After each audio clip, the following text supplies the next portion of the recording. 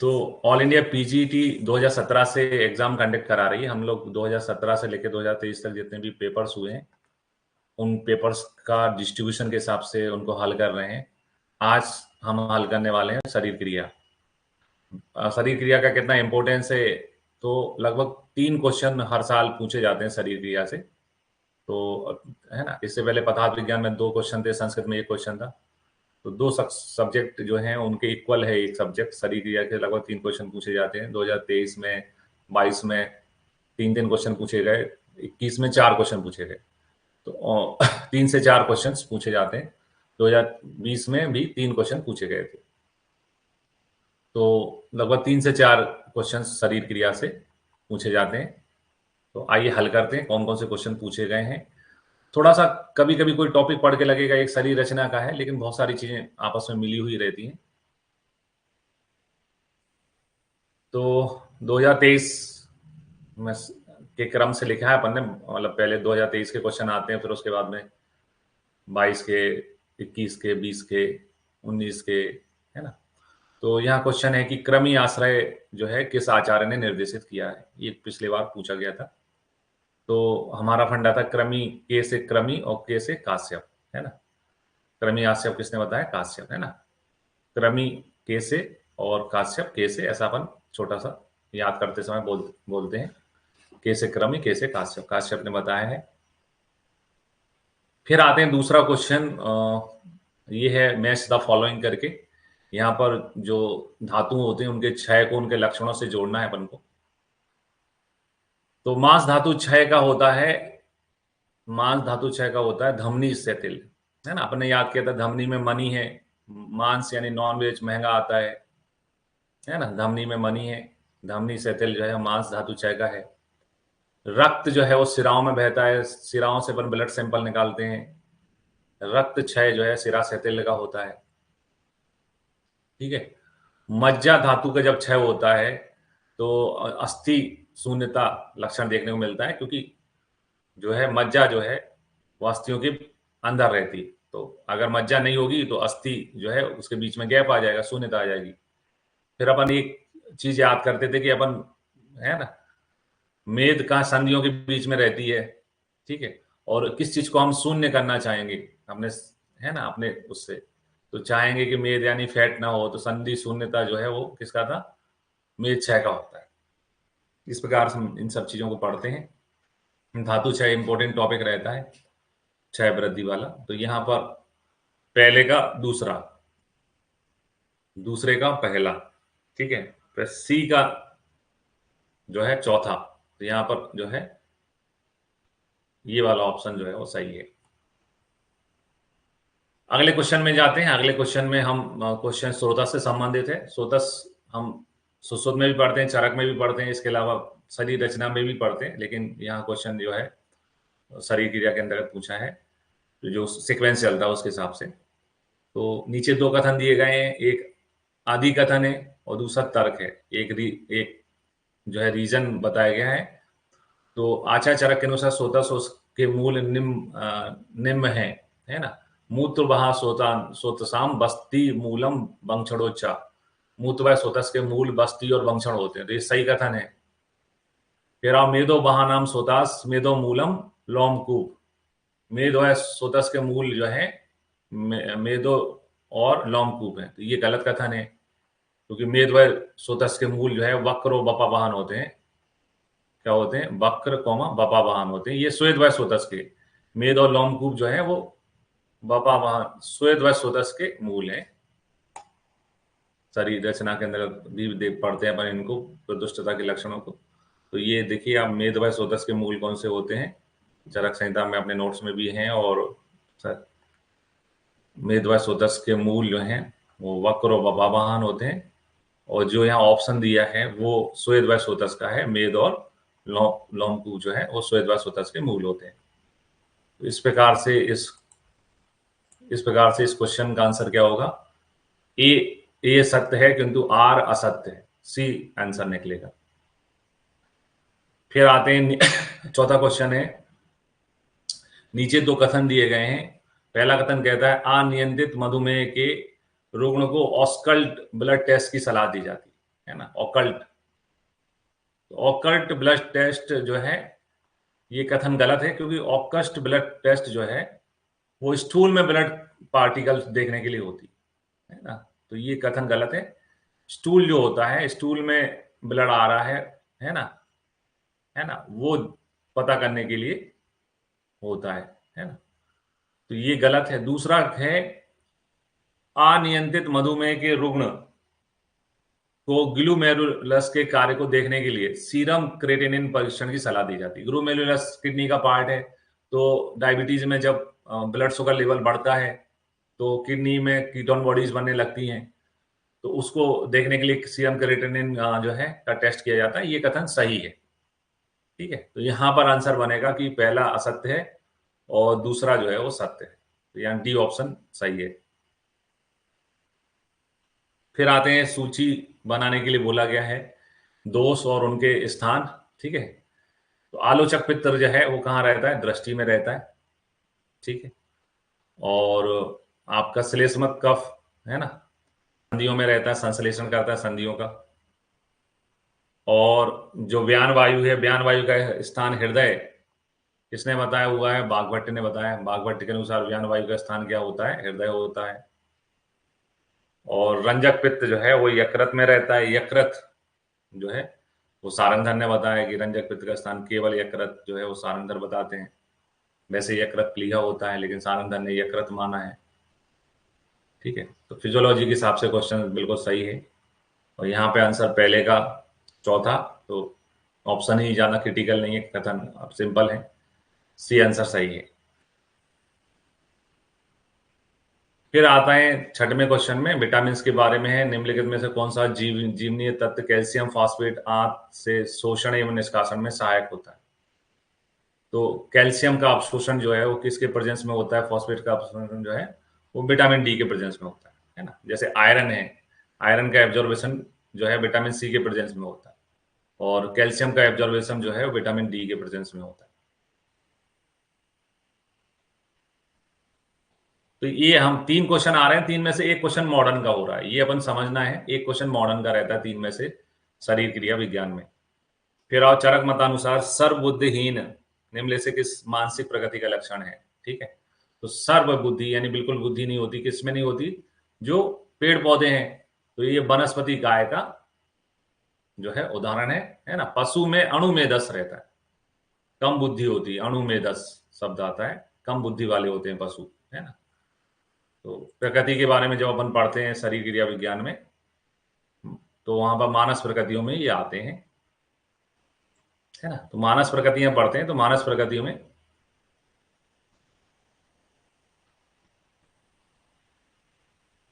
वानस्पत काय का है सर्वबुद्धि अंगहीन।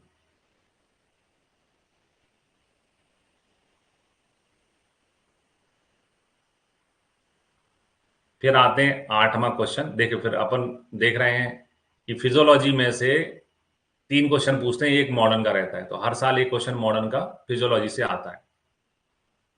Given below are two statement, one is labelled as assertion, एक कथन है, एक उसका रीजन है। कथन क्या है, hydrochloric acid is responsible for activation of pepsinogen into pepsin. तो चूंकि HCl जो है वो एसिड है, एसिड से हमारा आमाशय की जो भित्तियां हैं वो उनका पाचन ना हो जाए, तो उसको बचाने के लिए पेप्सिन हार्मोन जो है वो पेप्सोनोजन के रूप में निकलता है, और HCl के प्रेजेंस में ये पेप्सिन में कन्वर्ट होता है। तो ये डाइजेशन के हिसाब से बिल्कुल सही कथन है। रीजन क्या बताया गया, pepsinogen when secrete has no digestive activity. जब पेप्सोनेजन निकलता तो कोई डाइजेस्टिव एक्टिविटी नहीं हो रही थी। As soon as it comes into the contact with the hydrochloric acid, pepsinogen molecules split, form pepsin molecule, which has lower molecular weight than pepsinogen, and this pepsin acts as a active pepsin. In light of above statement, choose the correct, है ना। तो दोनों ही कथन सही है, पहला भी जो है कथन सही है, और दूसरा जो उसका रीजन दिया गया है ये भी सही है। यानी कि ए और आर सही है, और ए और जो है ए आर जो है ये की सही व्याख्या है। यहाँ पर सी आंसर सही हो जाएगा।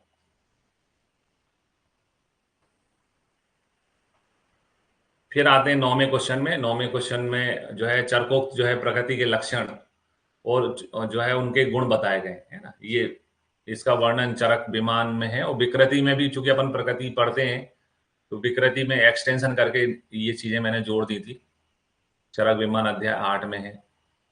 ठीक है, तो यहाँ पर जैसे अपन ने एक फंडा भी बनाया था कि जैसे उपसय के अंतर्गत पढ़ते हैं अपन, है ना, स्निग्ध पदार्थों के सेवन जन्य दिवा स्वप्न में रुक्ष रात्रि जागरण जागरण। तो एक अपना एक फंडा था रुक्ष रात्रि जागरण। दिवा स्वप्न जन्य इस जो है वो स्निग्ध पदार्थों से सेवन से उत्पन्न दिवा स्वप्न में क्या करना चाहिए, रुक्ष रात्रि जागरण करना चाहिए। तो सी का आंसर क्या होना है, फर्स्ट होना है। तो पूरे में सी का आंसर केवल जो है एक में ही फर्स्ट दिया है। तो पहले का चौथा है मधुर प्रसन्न आनंद, जो कफ में होता है अच्छा चेहरा दिखना, वो मधुर गुण के कारण होता है, नहीं अच्छ गुण के कारण होता है। मधुर ने चौथे नंबर पे क्या लिखा है, अच्छ लिखा हुआ है ना, अच्छ के कारण होता है। ठीक है, और तीसरा जो है जागरूक बी का है। तीसरा विषद स्फुटित अंग जो है विषद के कारण होते हैं, और सुकुमार जो है वो दूसरे के कारण है, उष्ण के कारण। पित्त में सुकुमार उष्णता के कारण आती है। यहाँ सी आंसर सही है। इनको नोट्स में अपडेट भी किया गया है, एक्सटेंशन करके जो है शेयर भी किया गया है। और अब जैसे में एक वो चीज होती है कि क्वेश्चन कितने रिपीट होते हैं। ठीक है, तो ये 2021 में पूछा गया है। 2020 में इसी से जो चार्ट है उसमें से क्वेश्चन आया था, चरक मंदानुसार रुक्ष गुण के कारण बादल बादल व्यक्ति में कौन सा लक्षण आता है। तो रुक्ष रात्रि जागरण अपन ने पढ़ा है, रुक्ष के कारण क्या होता है, जागरूक हो जाता है ना। रुक्ष रात्रि जागरण अपन ने जो फंडा बनाया उसके हिसाब से इसका आंसर जागरूक है। फिर आए अब अपन हर साल क्वेश्चन लगा रहे हैं, तो ये समझ रहे हैं कि हर साल 3 क्वेश्चन में से एक क्वेश्चन जो फिजियोलॉजी का होता है वो मॉडर्न का होता है। तो यहाँ अपने कंसेप्ट बन जाने चाहिए रिवीजन करते समय कि फिजियोलॉजी का शरीर क्रिया पढ़ते हैं तो फिजियोलॉजी भी पढ़ना जरूरी है, उसका मॉडर्न का क्वेश्चन आता है। तो which of the side of secretin hormone, है ना, सिक्रेटिन हार्मोन कैसे निकलता है, तो हम सभी जानते हैं सिक्रेटिन हार्मोन जो है वो ड्यूडेनम से निकलता है। 12वें क्वेश्चन में, तो यहाँ हमको एक और चीज समझना है कि फिजियोलॉजी से 3 क्वेश्चन आते हैं, उसमें से एक मैचिंग क्वेश्चन हो सकता है, मैच द फॉलोइंग, या एक क्वेश्चन स्टेटमेंट का आता है, एक मॉडर्न का आता है। बिल्कुल ये दिमाग में बिल्कुल बैठ जाना चाहिए कि 3 क्वेश्चन आएंगे फिजियोलॉजी से। एक हो सकता या तो स्टेटमेंट का आएगा या मैच द फॉलोइंग का आएगा, एक मॉडर्न का क्वेश्चन आएगा। ठीक है, तो यहाँ बोला है कि पुलिस का कार्य है क्लेद का वहन करना, है ना। तो ये पुलिस का कार्य क्लेद का वहन नहीं है, गलत अंक है, ये मूत्र का होता है ना। पुलिस का काम तो वायु और अग्नि को धारण करना होता है। पुलिस क्या करता है हमारे शरीर में, वायु अवस्तंभ होता है, वायु अग्नि को धारण करता है, तो ये गलत है।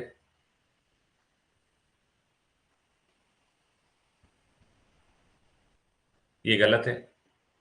दूसरा है मूत्र का काम है बस्ती पूर्ण करना, ये सही है। क्लेद का वहन करता है, बस्ती का पूर्ण करता है मूत्र, ये सही कथन है। फिजियोलॉजी पढ़ते हैं तो अपन यहाँ फिजियोलॉजी में दोषों के धातुओं के कर्म वगैरह भी पढ़ते हैं। तो यहाँ अपन ने पढ़ा है मूत्र के बारे में कि मूत्र क्या करता है, क्लेद का वहन करता है ना। ठीक है, और बस्ती का पूर्ण करता है।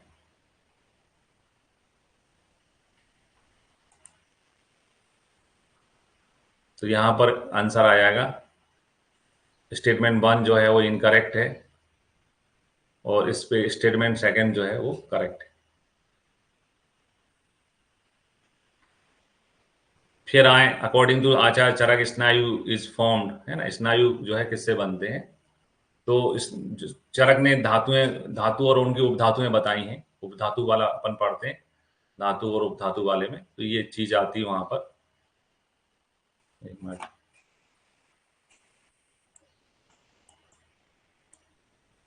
ठीक है, धातु और उनकी उपधातुएं पढ़ते हैं अपन।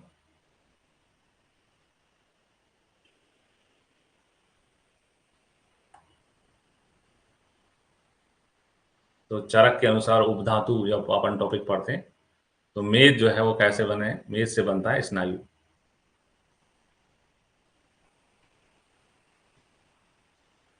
ठीक है, तो यहां पर आंसर क्या है, मेद धातु।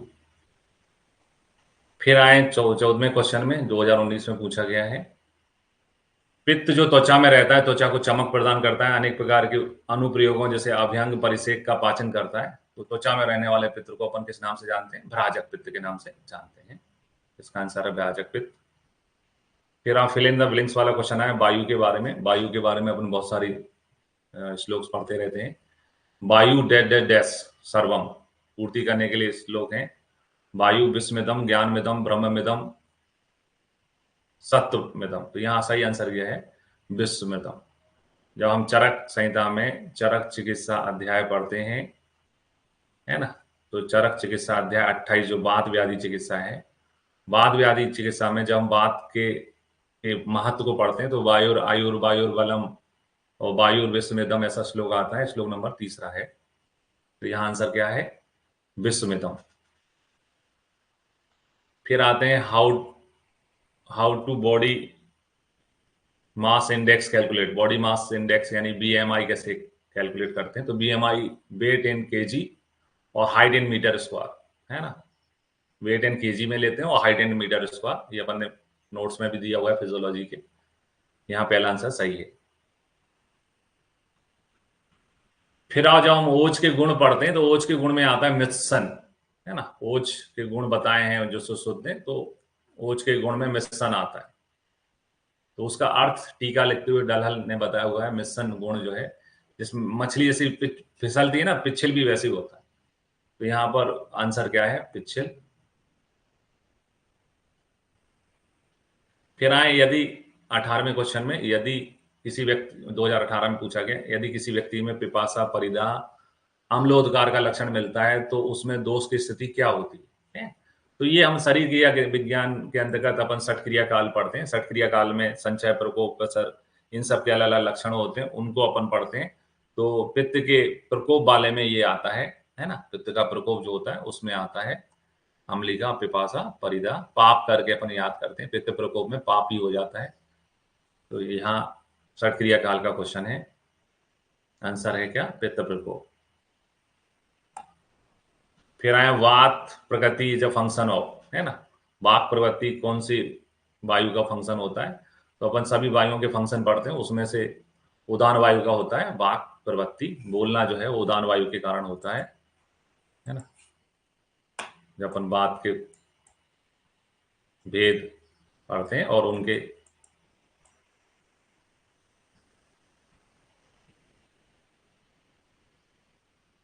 है ना, बात के भेद पढ़ते हैं और भेद में अपन जब देखते हैं इनके कर्म, तो उदान वायु का होता है वाक प्रवृत्ति, बोलना।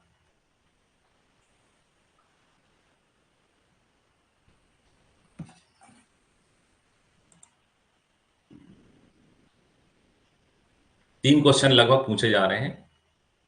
फिर आते हैं अगला, निम्नलिखित में से कौन सा एक कारण है दोषों की शाखा से कोष्ठ में लेकर आने का, है ना।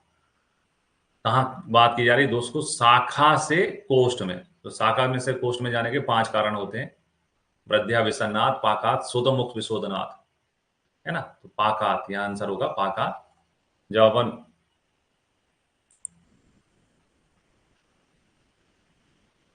ये यहाँ पर फिजियोलॉजी में शाखा से कोष्ठ में जाने के कारण पढ़ते हैं, तो उसमें आता है वृद्ध्या, विसन्नाथ, पाकात, है ना। दोषों का पाक जो है वो शाखा से कोष्ठ में दोषों के जाने के कारण है, जबकि कोष्ठ से इसमें शाखा में जाने के कारण होते हैं व्यायाम, उष्ण तैक्षणात्, भयतस्, सबनचरणात्, कोष्ठात् शाखा मलायांति, द्रुत मारुतश्च।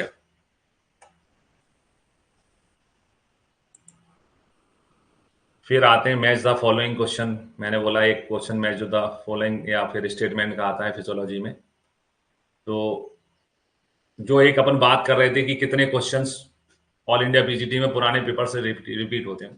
क्वेश्चन तो रिपीट नहीं होते लेकिन पैटर्न रिपीट होता है। जैसे अपन ने एक रूक्ष गुण का जागरूक वो पढ़ा, ये भी लगभग पहला जो दूसरा क्वेश्चन पढ़ा अपन ने आज देखा था उससे सिमिलर है। ठीक है,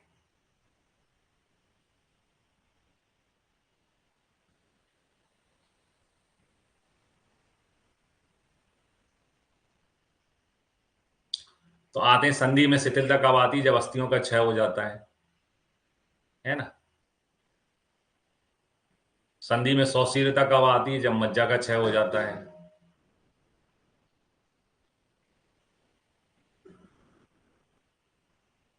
संधि में शून्यता अपन पढ़ ही चुके हैं, मेद क्षय का है। तो यहाँ ये आंसर, इसका भी डबल मतलब दो का एक ही जैसा आंसर है ना। सी आंसर सही है। महाशय में संधि वेदना देखने को मिलता है केवल।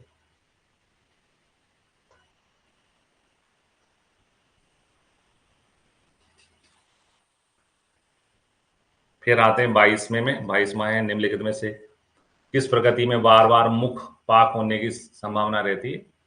तो जो पित्त प्रकृति का रहता है वो उसमें लिखा आता है सदा, है ना, सदा व्यथित अस्य गति, यानी पित्त वाले को हमेशा मुख की प्रॉब्लम्स रहती है।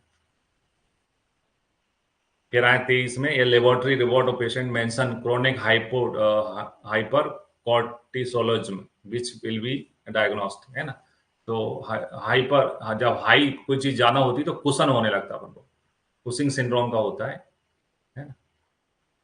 मॉडर्न का एक क्वेश्चन आता है फिजियोलॉजी में से, यहाँ निम्नलिखित में से कौन सा लक्षण रस क्षय से संबंधित नहीं है? तंद्रा, आलस, है ना। रस क्षय से संबंधित है, तंद्रा, आलस, प्रसेक, ये तो है ना रस की वृद्धि के और कफ की वृद्धि के होते हैं। शब्द असहिष्णुता यानी ऊंची आवाज में शब्द ना बर्दाश्त होना, ये जो है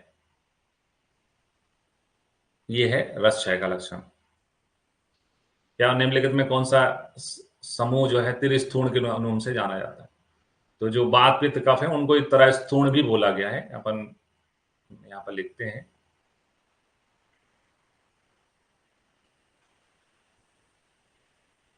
जो वात पित्त कफ है इनको त्रस्थूण भी बोला जाता है।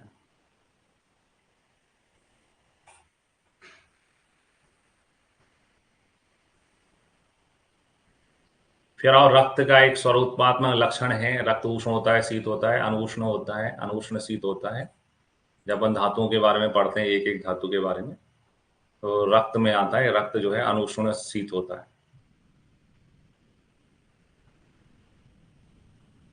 है ना। किंचित शीत उष्ण है, अनुष्ण शीत होता है ना, ना उष्ण होता है ना शीत होता है।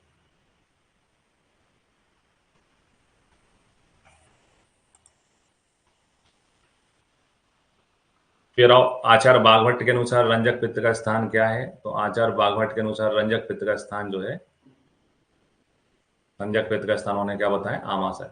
बाकी आचार्य यकृत के लिए मानते हैं, बागभट्ट जो है उन्होंने यह आमाशय बताया। फिर आते हैं निम्नलिखित में कौन सा ये सर्वात्मा परिणाम पक्ष का पर्यायवाची है? तो जब अपन दूध से दही बनाते हैं तो सर्व यानी पूरा का पूरा क्षीर जो है काय में कन्वर्ट होता है? दही में। ऐसा नहीं होता आधा दही बन गया आधा दूध बन गया। तो सर्वात्म परिणाम पक्ष जो है वो क्षीर दही न्याय को कहते हैं। शरीर क्रिया विज्ञान में जब अपन धातु पोषण पढ़ते हैं उनके, है ना, तो यहाँ पर आता है क्षीर दही न्याय का होता है सर्वात्म परिणाम पक्ष।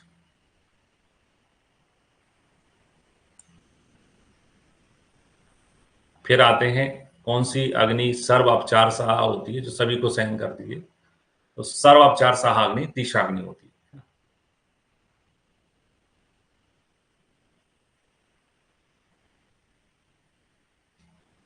चरक विमान में पढ़ते हैं अपन इसको, चरक विमान 8-6 में।